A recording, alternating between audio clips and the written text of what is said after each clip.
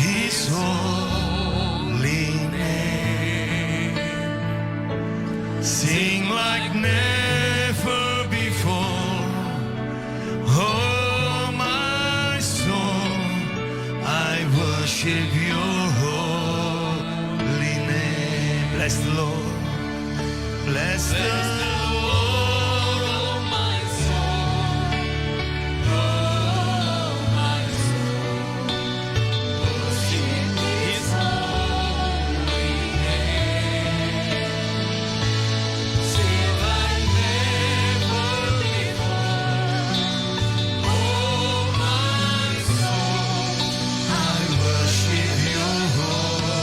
Mari semua. Bless the Lord. Bless the Lord. Oh my soul. Worship Him. His holy name. Sing like never before. Oh my soul, I worship your holy name. Mari semua saya katakan. Bless the Lord. Louder. Lebih keras, saudara. Lebih keras lagi katakan. Worship His holy name. Yes, Lord. We sing with all our heart. Bless the Lord. Bless the Lord. Yes. Worship His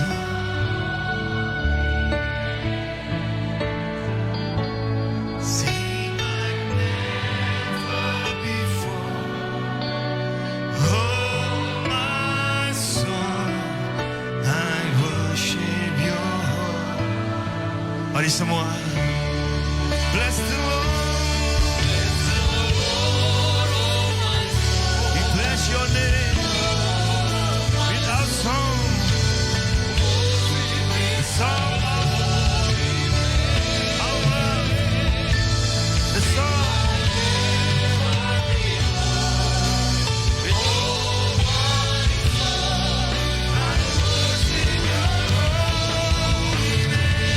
Bless the Lord. Bless the Lord. Oh, my soul. Yes. Oh, my soul. Worship Him. His holy name. Never before. Oh, my soul, I worship your holy name. I worship your holy name. I worship your holy name.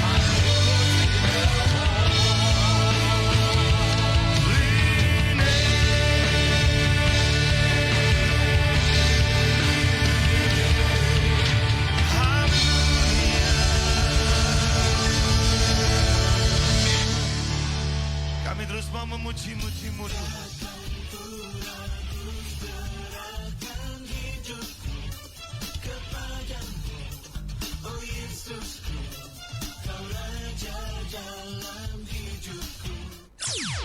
Tuhan pasti sanggup.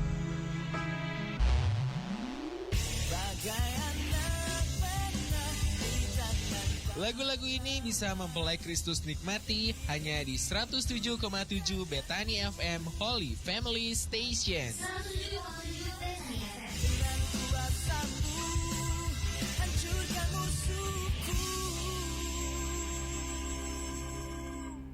Mengakui keberadaanmu di tengah-tengah kami malam hari ini Tuhan.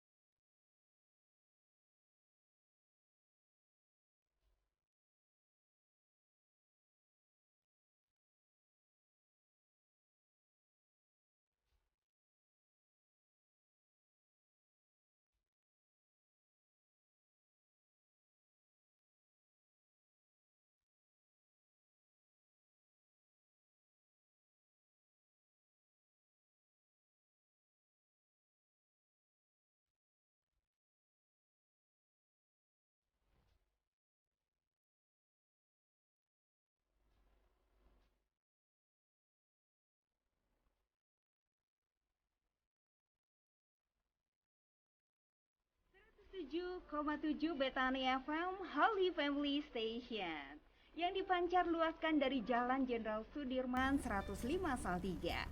Berdampak bagi komunitas, jadikan Indonesia tangguh.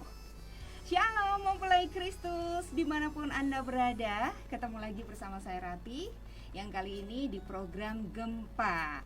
Dan seperti biasa kita akan membahas satu topik menarik bersama Bapak Gembala. Yang pada kesempatan siang hari ini kita akan membahas tentang flexing. Apa sih flexing itu? Alias pamer ya, flexing ini ya, yang saat ini tengah menjadi fenomena, banyak diperbincangkan terutama di media sosial. Banyak orang, ada juga sih yang menyebut bahwa flexing ini seringkali dilakukan oleh orang kaya palsu yang cenderung suka pamer kekayaan. Benarkah seperti itu? Dan bagaimana pandangan kita sebagai anak Tuhan? Apakah kita akan mengikuti arus dengan fenomena yang ada, atau kita berani tampil beda? Untuk itu langsung aja kita akan sapa Bapak Gembala. Selamat pagi Pak. Pagi, shalom Rati. Iya, puji Tuhan. Gimana kabarnya hari ini Pak? Luar biasa. Luar biasa. Puji Shalom juga Tuhan. untuk mempelai Kristus. Kita berharap semuanya dalam kondisi prima ya kali ini ya. Puji Tuhan. Nah, ini menarik sekali nih obrolan yang jadi topik kita kali ini nih Bapak ya. Nah, flexing, sebenarnya apa sih arti dari flexing ini? Ya, jadi itu memang satu istilah mungkin baru ya. Iya. Dan kalau diartikan sebenarnya juga nggak baru, lama juga. Cuma dipoles aja supaya Iya betul. kelihatan bagus, kelihatan menarik, kekinian dan gitu ya. kekinian dan mungkin buat penasaran orang kan. Betul. Nah, sebetulnya flexing itu sendiri artinya pamer. Nah, sebetulnya mungkin ada juga maksud yang berbeda, bukan sekedar pamer. Kalau yang saya tangkap ini ya, kita coba objektif ya. Iya. Sebetulnya juga ada istilah branding juga di situ. Flexing itu juga membranding dirinya supaya kelihatan sukses, berhasil. Jadi orang itu semakin percaya sama dia, gitu kira-kira.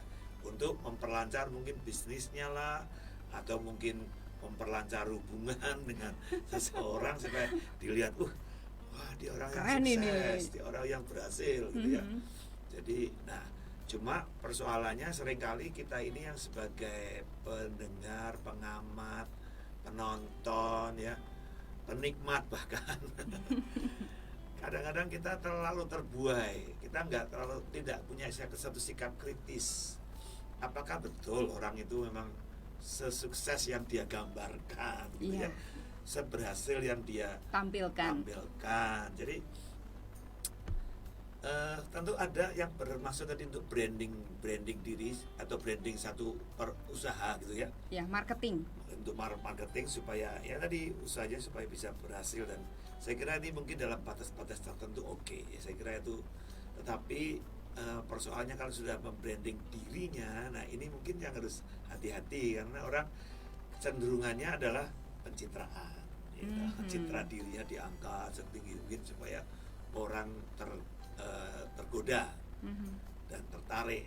Nah, kalau kita nggak hati-hati yang melihat, yang mendengar dan yang menikmati tadi ya, kita bisa terkecoh gitu loh, tertipu bahkan dengan branding ataupun flexing yang ada. Nah, memang harus hati-hati. Memang gaya hidup pamer itu sekarang memang sepertinya kayak menjadi suatu Begitu yang di blow up gitu ya. pandemi juga Iya. seperti apa namanya corona virus ini toh. Iya. Jadi orang mungkin enak ya, ternyata masih muda udah sukses kayak gitu tuh. Bisnisnya apa itu? Bisnisnya ini gampang banget ya, sambil rebahan udah bisa dapat kekayaan kan gitu. Jadi orang terus berpikirnya kepingin cepat kaya muda secara artinya muda itu artinya muda umur, tapi juga secara gampang, instan. Nah, jadi itu hanya menjadi suatu kayak impian Lifestyle, ya, gaya hidup, iya. bisa dibilang seperti itu Saya bukan? sering pernah ngomong, saya bilang masyarakat kita ini sedang ada dalam satu dream society. Masyarakat yang suka bermimpi, berutopia, wah enak ya jadi orang kaya, gampang cari kekayaan mudah, nggak usah repot-repot, nggak usah capek-capek. Wah, semua orang dibuai seperti itu. Jadi itu yang berbahaya memang, karena realitanya tidak seperti itu. Dan terbukti dengan kejadian yang terakhir dengan Crazy Rich yang ternyata itu hanya sekedar konten yang Iya, betul sekali. kosong gitu ya. Enggak, dia nggak menunjukkan sesuatu yang real gitu loh. Jadi nah itulah yang ini menyadarkan sih yang kita harus hati-hati. Ya, harus hati-hati, jadi jangan sok pamer. Karena kalau menurut iman Kristen juga pamer itu juga Tuhan nggak suka. Nggak suka, ya. Satu kali ada peristiwa Daud itu sudah berhasil jadi raja yang sangat terkenal gitu lah ya, berhasil sukses. Kemudian dia terbersit kepingin menghitung rakyatnya. Wah, rakyat itu kan gambaran kesuksesannya dia. Iya. Ya, rakyat itu lihat tentaranya, prajuritnya, semuanya dihitung. Awalnya Daud wah semangat, bahkan pada saat ditegur oleh seorang panglimanya, apakah perlu ngitung seperti itu? Oh perlu, harus. Dan pokoknya dengan antusias, dia merasa ini satu tindakan yang tepat. Nah, benar, dihitunglah karena dia raja, perintahnya hukum tuh, dihitung rakyatnya dan akhirnya ketemu sekian jumlah. Nah pada saat disampaikan jumlah itu, Daud gemetar, hatinya tertemplak. Wah aku salah, aku ini sudah sombong gitu loh. Nah disitulah ada hukuman Tuhan. Itu dalam 2 Samuel 24 itu ditulis mulai ayat 1 sampai 17. Daud harus mengalami akibat. Dikasih 3 hukuman oleh Tuhan kira-kira gitu. Harus bayar harga juga Bayar dari harga, hanya kesombongan dia itu ya. Itu pamernya itu. Dia harus dia pilih hukumannya 3 hari kena penyakit sampar, 3 bulan dia harus lari dari musuhnya, ya. Atau 3 tahun kena bahaya kelaparan. Tapi Daud bilang gini, aku tidak mau milih, tapi biar aku jatuh di tangan Tuhan. Jadi Tuhan yang suruh milihin. Akhirnya kena 3 hari itu. Ya. Tapi yang korban berapa? 70.000 rakyat yang mati. Bayarannya sangat mahal sekali. Ya, jadi Selalu akan ada akibatnya dari itu, apa yang kita pilih gitu ya, Pak. seperti itu atau pamer ya. Termasuk Hizkia juga, Hizkia pernah itu juga begitu.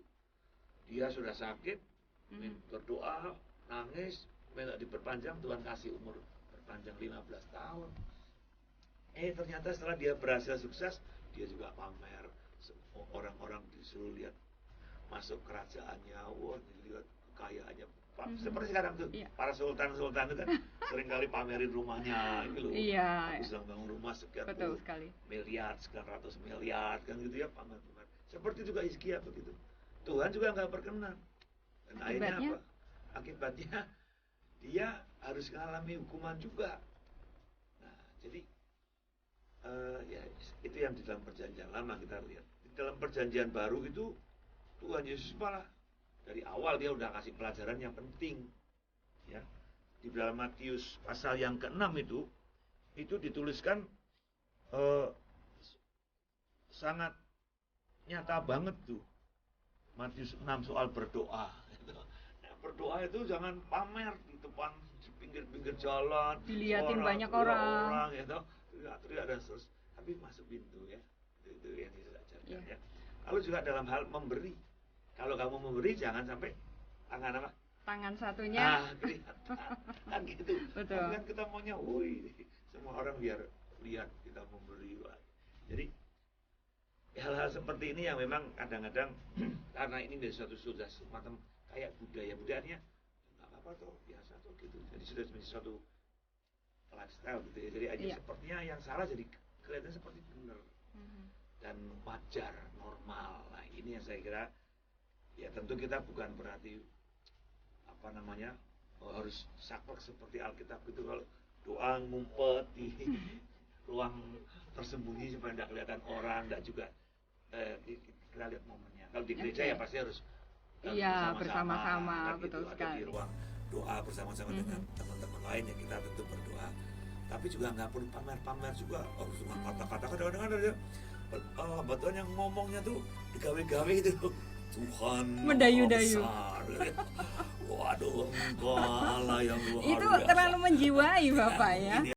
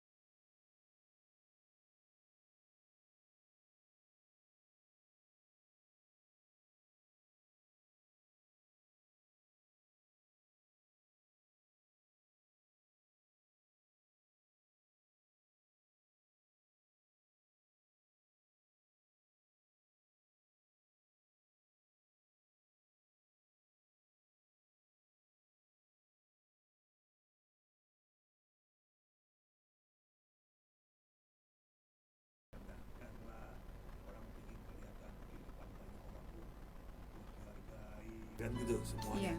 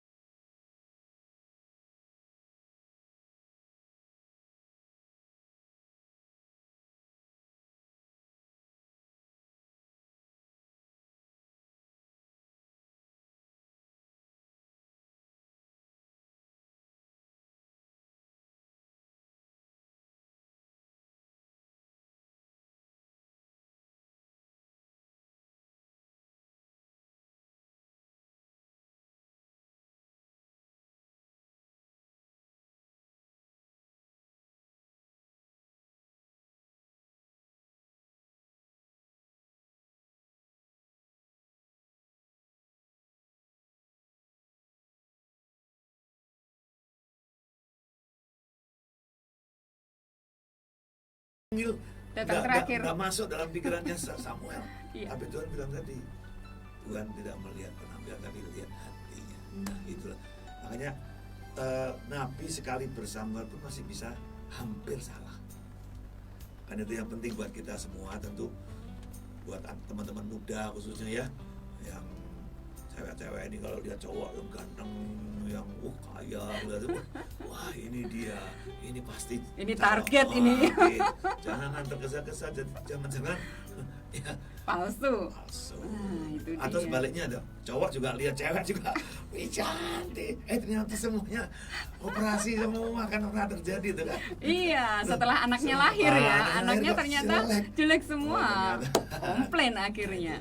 Makanya kita harus hati-hati. Jadi artinya Betul. bukan kita alergi dengan itu ya, kita harus menghargai semua apa yang ada. Kita harus juga mensyukuri keindahan-keindahan yang ada di sekitar kita. Tapi jangan hanya terbatas keindahan jasmaniah. Mhm. Mari kita belajar menilai keindahan rohaniah kita atau manusia, Iya. inner man kita itu. Beauty inside and outside. Betul, inner Seperti itu. beauty. Inner beauty, keren sekali. Nah, apakah memang orang yang suka pamer itu karena aktualisasi dirinya yang begitu rendah? Karena kebutuhan-kebutuhan psikologi dasar dia itu tidak terpenuhi sehingga dia ini ya, Ya tadi sih motivasinya pasti macam-macam. macam-macam. Ya. Macam-macam. Ada yang seperti itu insecure. Orang insecure kepingin meningkatkan nilai dirinya dengan macam-macam. Rambutnya mungkin diginiin lah supaya orang oh, Kalau pengalaman masa kecil bagaimana? Apakah itu juga berpengaruh? Misalnya melihat dari orang tua yang Ya, jadi ya, seorang ya. anak bisa saja copy paste ya. betul. Orang tua Orang yang banyak suka pamer. boju gitu. Kelihatannya sukanya pamer ya pastilah anak-anak juga akan ya kan itu kan terbawa kebiasaan dari Mhm. keluarga juga. Ya. Tapi bukan berarti Walaupun bisa Mhm. juga tidak langsung copy paste gitu, tapi kadang-kadang anak juga kan punya perasaan sendiri dia. betul. Dia juga belum tentu setuju dengan sikap misalnya Orang tuanya. orang tuanya, Mhm. ibunya yang terlalu sosialitanya terlalu tinggi gitu ya. Dia mungkin juga merasa kadang-kadang Risih gitu. ya nggak enak juga. Jadi tidak selalu begitu juga ya. Mhm. Jadi ya memang Tentu makanya setiap pribadi itu unik, itu luar biasa. Makanya mari biarlah kita menjadi diri kita, ya sesuai dengan apa yang sudah Tuhan taruh dalam hidup kita. Jadi kita nggak perlu merasa insecure banding-bandingin dengan teman yang lain. Itu bagus ya, wah mungkin seperti dia. Boleh, tapi jangan kemudian jadi obsesi gitu. Kalau jadi obsesi yang terlalu berlebihan, akhirnya malah jadi tertipu kita. Iya, betul Jadi sekali. kita kehilangan akal sehat, sense of kritis ya, kritis kita jadi hilang. Nah itu yang akhirnya bisa menjadi bencana buat kita gitu. Jadi banyak saya kira motivasi-motivasi begitu, apalagi di dunia medsos sekarang yang sudah terbuka ya. Kita tahu bahwa di TikTokan itu, aduh kalau kita lihat kan orang buat TikTok itu sepertinya kayak Luar biasa. gimana ya. Artinya nggak terbatas lagi, nggak ada istilahnya, nggak ada norma. Oh yang gini jangan,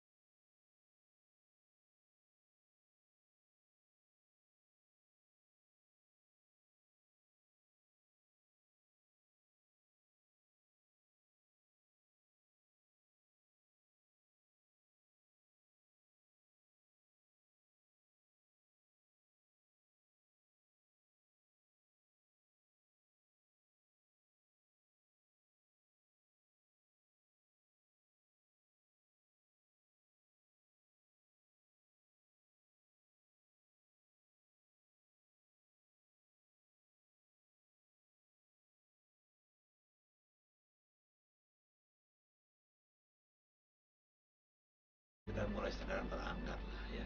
Mari jangan, kita bukan bangsa kuli, kita bukan budak, kita ini orang Indonesia itu orang pintar-pintar. Kalau kita lihat di negara-negara lain tuh prestasi mereka luar biasa. Iya. Makanya kita sedang Pak Jokowi atau pemimpin yang akan datang mengharapkan orang-orang hebat seperti kembali ke Indonesia, bangun Indonesia lagi. Nah, yang di Indonesia harus bangun, bangkit, pakai revolusi mental. Ya Pak Jokowi itu benar sebenarnya. Kalau kita direvolusi mentalnya, waduh, kita jadi orang yang tidak punya mental kuli. Mental miskin yang mengatakan bahwa mental miskin itu kalau punya uang dia akan mempunyai kecenderungan untuk menghabiskan uang itu untuk ya itu tadi show off itu tadi. Tapi kalau mental orang kaya ketika dia mendapatkan uang justru menginvestasikan uang tersebut betul. gitu ya. Sri Mulyani itu pernah ngomong, kenapa ya kita ini sama negara kaya loh, rakyatnya kok miskin.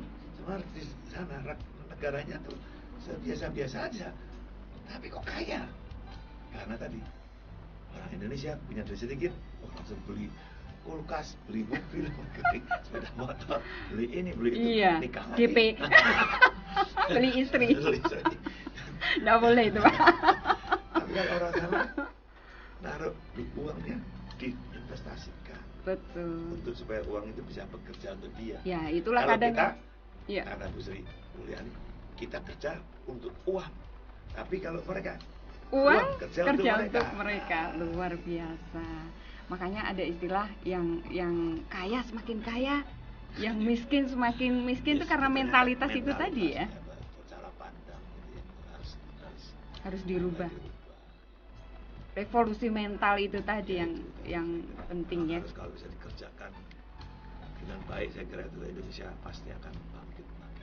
Bisa dibilang betul sekali Pak. Bisa dibilang flexing atau hobi pamer ini bisa dibilang monster pribadi gitu. Iya. Kemarin saya belajar tentang monster pribadi di Parent Share, itu segala sesuatu yang menahan kita untuk maju sebenarnya. Karena kalau flexing dan itu suatu kebohongan yang kita pamerkan, itu justru sebagai suatu kemunduran pribadi kita sebenarnya. Dan menurut saya itu bumerang buat kita. Senjata makan tuan. Nah, kalau kita Ada batas waktunya tuh ya, pasti. kita bisa hancur. Boom. Hancur bukan karena orang lain, bukan karena kondisi luar sana. Kita sendiri yang hancurin diri kita. Self destruction. Yang itu kita sendiri. Sebenarnya orang yang flexing seperti itu, yang selalu show must go on, itu tuh tahu nggak sih bahwa pada ujungnya nanti mereka harus membayar harga dari apa yang mereka pilih. Ya, saya kira secara hati nuraninya pasti ngerti. Tapi- Cuman dia sudah masuk di situ, sulit untuk keluar. Nah, ini yang bahaya. Ya. Jadi tahu pastilah kita semua punya hati nurani kok. Apalagi kalau dengan cara-cara yang salah, nipu orang dan segala macamnya untuk pamer dan segala untuk nipu orang, pasti hati nuraninya pasti wah udah. Tapi karena dia sudah masuk di situ, kalau dia berhenti, dia tahu akibatnya akan menghancurkan dia. Tapi kalau dia nggak berhenti, ya hancur juga satu kali. Ya Jadi sudah, sama-sama hancur akhirnya sebenarnya. begitu. Makanya ya kita harus hati-hati di situ. Karena sekali masuk, kita akan sulit keluar loh dari jeratan itu, akan sulit. Apalagi sudah menikmati kita di situ sulit.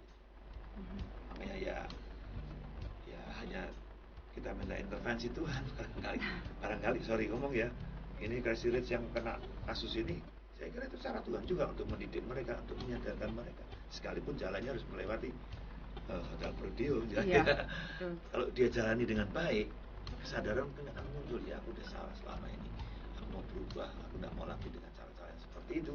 Dan dia bisa kerja lagi besok setelah keluar dari penghukuman ini. Wah, dia bisa jadi berhasil. Kenapa? Masa dia orang yang kreatif, Pintar sebenarnya. pintar orangnya itu, sulit, Iya. cerdas. Cuma ya ikut kecerdasannya dan Digunakan. dipakai untuk ya Betul. kan gitu ya. Iya, iya.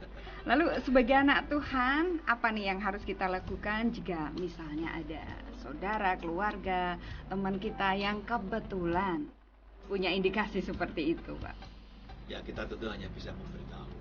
Ya, kalau saya sih Betul. kita nggak bisa paksakan, karena kalau kita paksa, wah nggak boleh stop ini, ya dia mungkin bisa semakin gila gitu, semakin terikat.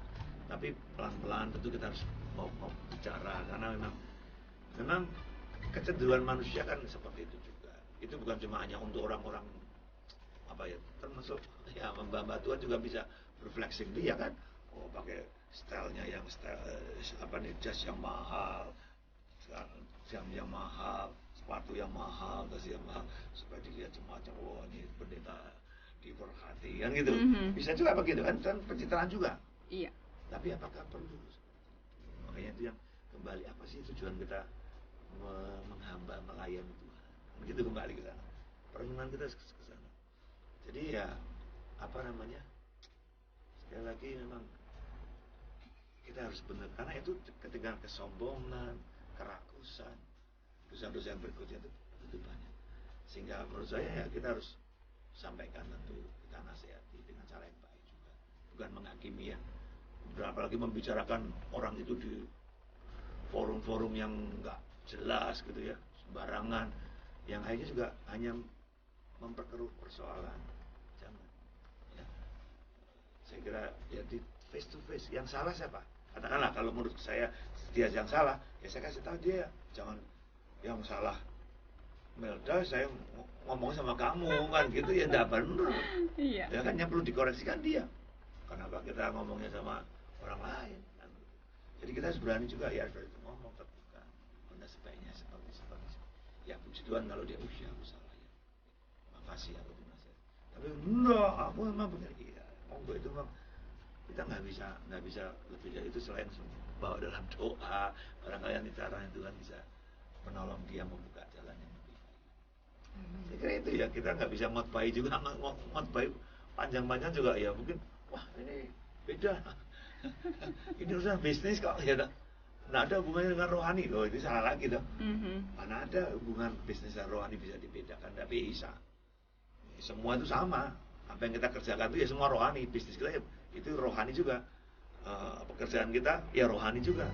Kan semua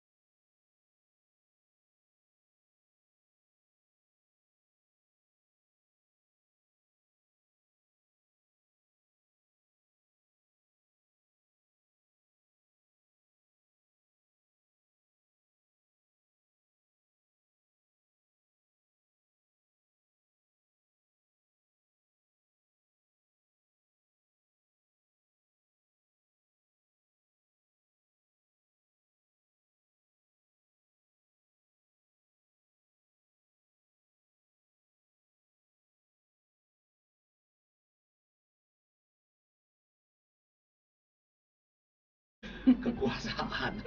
Pokoknya jangan bermegah karena itu, tapi bermegahlah karena engkau mengenal penciptamu. Ya, bermegahlah karena mengenal itu artinya engkau bisa menceritakan, engkau bisa mencerminkan penciptamu kan gitu. Kenal bukan cuma oh ya kenal, tapi kita bisa menyatakan pencipta kita. Nah, jadi itu saya kira yang lebih penting. Tapi kalau pamer, hanya segala pamer, aku ini kaya nih, aku ini sultan nih, ya kan kecil sekali. Wong sultan itu berapa sih, berapa miliar, berapa triliun dia kekayaannya. Kalau kita bandingkan dengan pemilik surga ya nggak ada apa-apanya. Kita lebih kaya lebih mulia, lebih berharga dari semua yang mereka bangun dengan image pamer tadi. Sebenarnya kalau kita bisa melihat dengan cara pandang seperti itu, ya kita akan, menurut saya kita justru akan kerja sungguh-sungguh untuk menyatakan kebesaran dan kemuliaan Tuhan melalui hidup kita. Sehingga kita jadi orang sekaya apapun, ya kita ngomong, itu semua anugerah aja. Kamu udah punya kekayaan segitu besarnya, kamu masih nggak punya rumah. Itu seperti Elon Musk misalnya. Ya nggak punya rumah loh, bayangin kontra loh. Kekayaannya 3.700 triliun rupiah. Wow. Tapi Dia sering tidur di sofa. 700 juta rupiah. Kontrak rumah. Kontrak rumah. Yang mewah dijualin semua. Saya nggak tahu motivasinya apa, tapi ini membuktikan dia sudah selesai dengan dirinya. Dia nggak perlu lagi pamer-pamer. Nggak perlu lagi, aku orang kaya nih, aku orang sultan nih, nggak perlu lagi. Orang juga sudah kenal bahwa dia punya uang. Nah, kayak gitu, jadi kita jadi tahu, oh ternyata Mark Zuckerberg misalnya, kalau kemana-mana pakai t-shirt aja, jeans aja, jeans biasa aja, Pak, bajunya, t-shirtnya cuman warnanya cuman itu aja kurang lebih. Iya. Gitu. Istrinya juga, itu juga sederhana sekali. Betul. Nah, ya, menurut saya itu orang yang kaya bener dalam arti kata, dia sudah nggak mau pamer-pamer karena dia tahu kekayaan juga tidak pernah bisa membuat memuaskan dirinya. Ya. Jadi ya kembali kepada diri saya. Kita sadar siapa sih diri kita ini. Pamer-pamer itu siapa kita? Lalu apa yang mau dipamerin kan itu? Kalau cuma dipamerin kekayaan-kekayaan yang remeh-temeh gitu ya. Ini menurut saya, walaupun tuh kalau dihitung secara rupiahnya, gede banget. Tapi itu dibandingkan dengan apa yang sudah kita terima, yaitu pribadi Yesus, ya, pemilik surga itu sendiri sudah tinggal dalam hidup kita. Ngapain sih kita mau malu malah sebenarnya iya, ya. Tapi itu juga bukan berarti terus kita malas-malasan. Ya, udah kaya, kita kaya dalam arti kata mungkin orang secara iman itu, wah itu kan bisa saja Pak meninabobokan orang supaya orang tidak mau kerja keras. Salah. Kalau dia sadar bahwa hidupku ini berharga, dia akan kerja luar biasa. Dia akan lebih keras seperti Rasul Paulus bilang, aku tahu bahwa hidupku ini karena kasih karunia. Dan oleh karena kasih karunia itu aku bekerja lebih keras dari semua rasul yang ada. Wow.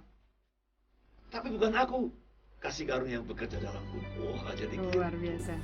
Jadi bukan terus leha-leha orang Kristen males. Saya nggak suka tuh ada orang Kristen. Pasti Tuhan pun nggak suka tuh orang Kristen males. Alkitab juga harus, hei pemalas, belajar dari semut. Kan gitu. Sampai dimaki-maki.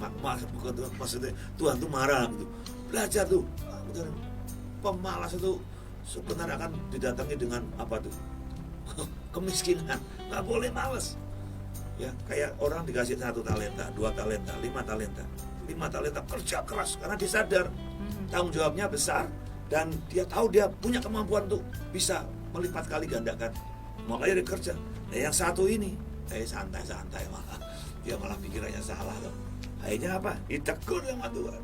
Kamu hamba yang jahat. Sementara yang 2 dapat 4, 5 dapat 10. Hamba yang baik. Hamba yang luar biasa. Nih, yang satu kasihkan yang 10. Malah akhirnya hilang semua ya, dia nggak dapatkan apapun. Dan akhirnya ya dihukum istilahnya. Jadi orang Kristen itu harusnya, kalau orang yang hidup sadar bahwa dia itu berharga, mulia di pemandangan Tuhan. Satu, dia nggak akan suka-suka pamer. Ngapain dia mau dipamerin? Kalau dia mau pamerin sesuatu ya dia pamerin tadi, aku nih anak Tuhan, aku kerja sungguh-sungguh prestasi yang baik dan itu betul-betul menjadi mempermuliakan Tuhan dan menjadi berkat bagi banyak orang. Berbuah-buah roh. Iya, gitu. Jadi itu yang mestinya jadi fokus kita ya.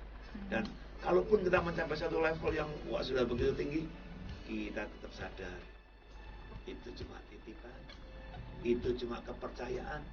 Kita ini tidak pernah jadi owner daripada kekayaan itu sebenarnya. Karena owner sebenarnya ya Tuhan.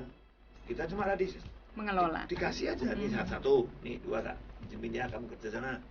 Udah, jadi satu kali kalau tuannya mana hasilnya ya kita harus kasih dong.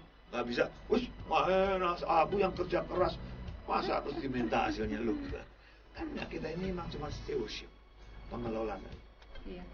Bukan pemilik. Pemilik itu ya Tuhan sebenarnya. Makanya ya udah, kalau pengelola ya lebih enak dong. Kalau pengelola itu kan sebenarnya antara owner dengan manajer, enak mana? Owner itu nanggung utangnya juga loh kalau ada kesalahannya toh. Betul. Tapi kalau manajer dapat gaji terus tiap bulan, mau pabriknya Bangkrut, rugi atau bangkrut, dia tetap dapat gaji. Walaupun nggak, tentu manajer yang baik dia akan berusaha untuk supaya pabriknya bisa lebih. Tapi kan saat misalnya kayak pandemi kemarin 2 tahun nggak produksi apa-apa, terus manajernya udah kerja keras tapi memang kondisinya seperti itu, kan nggak bisa bertumbuh, nggak bisa berkembang, tapi kan tetap digaji saya. Iya. Tetap dapat bagian gaji yang tiap bulan. Nah yang susah, yang bingung Owner. Ya kira-kira seperti itu. Jadi Luar biasa. menurut saya sih ya aktualisasi dirinya ya, kita belajar yuk mengaktualisasi diri Kristus dalam kita, bukan diri kita toh. Ya, diri kita toh terlalu kecil, ya kan? Kita ini kan cuma debu dan tanah. Lihat yang dikatoi, dikasih jas, dikasih baju kan gitu aja. Tapi yang terpenting itu kita memaknai keselamatan yang atau kesempatan yang Tuhan berikan buat kita ini dengan cara yang lebih tepat. Saya kira kita akan bisa menikmati lebih baik hidup ini dengan segala tantangannya loh ya. Saya tidak ngomong kalau orang menikmati berarti nggak ada masalah. Enggak, justru orang bisa menikmati tengah-tengah masalah yang sulit, yang sukar. Itulah kebahagiaan yang sejati. Luar biasa.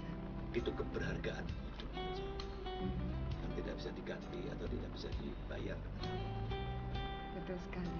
Nah itu orang ini Pak, kalau misalnya sudah terbiasa punya kebiasaan misalnya show off di media sosial, makanan lagi di restoran, cepret dulu di upload, terus pergi ke suatu tempat, upload, beli apa, di upload. Nah kalau misalnya sudah mendengar berita bahwa anak Tuhan harus bisa berani tampil beda seperti ini, kita harus fokus untuk bisa merubah kebiasaan kita seperti itu ya.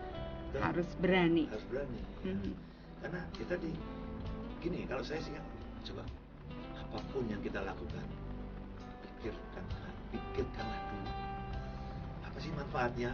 Tadi bisa ya, mau makan cepret, ya boleh aja. Kenapa sih kita lakukan itu? Kok sampai bahkan terikat tuh, sampai Iya, terikat. lagi happening soalnya. Semua Jangan udah bawa piring Pak. Suami-suami biasanya, yang potret ibu-ibu. Nanti kumpul semua Potret baru dulu. dipotret dulu. Gila, saya bilang Pernah ngalamin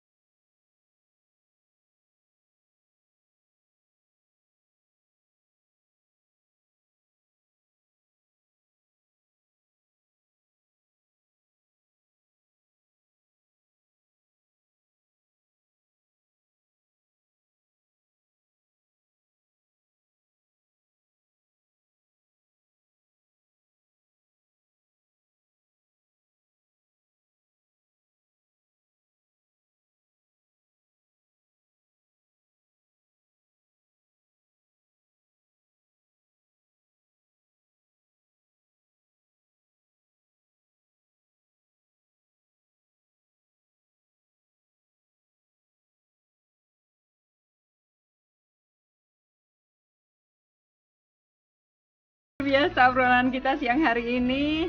Semoga aja bisa menjawab pertanyaan dari mempelai Kristus semuanya tentang topik kita kali ini, flexing atau kebiasaan pamer. Terima kasih Bu Neni tadi yang sudah bergabung dengan memberikan pertanyaan kepada kami.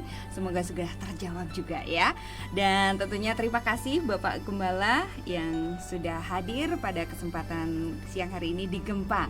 Ikuti lagi minggu depan dengan topik menarik lainnya. Akhirnya saya Rati harus undur diri. Terima kasih atas kebersamaan Anda. Tiba saatnya program Gempa untuk tergantikan dengan acara yang lain. Akhirnya saya undur diri, berdampak bagi komunitas, jadikan Indonesia tangguh. Tuhan Yesus memberkati.